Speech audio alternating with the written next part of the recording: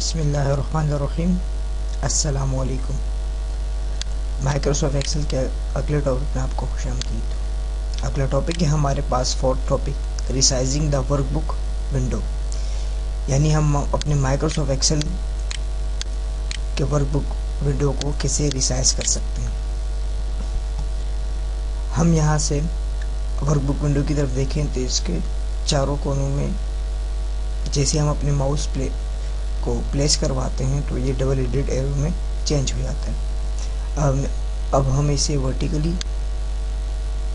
इसको रिसाइज करेंगे। ये देखिए, हम वर्टिकली इसको रिसाइज कर सकते हैं, हॉरिजॉन्टली इसे रिसाइज कर सकते हैं, और अगर हम इसके कॉर्नर पे आके क्लिक करें तो हम दोनों जाविये से डायगोनली से इसका साइज चेंज करवा सकते हैं। इसके साथ साथ हम इसे फुल स्क्रीन भी कर सकते हैं, मैक्सिमाइज।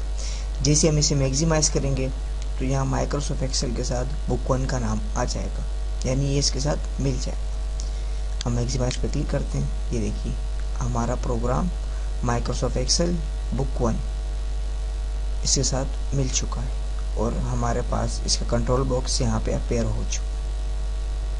अब अगर हम यहाँ इस क्लोज बटन पे क्लिक करेंगे तो हमारी फाइल क्लोज होगी, और अगर हम इस क्लोज बटन पर क्लिक करेंगे तो हमारी पूरे प्रोग्राम क्लोज होगा।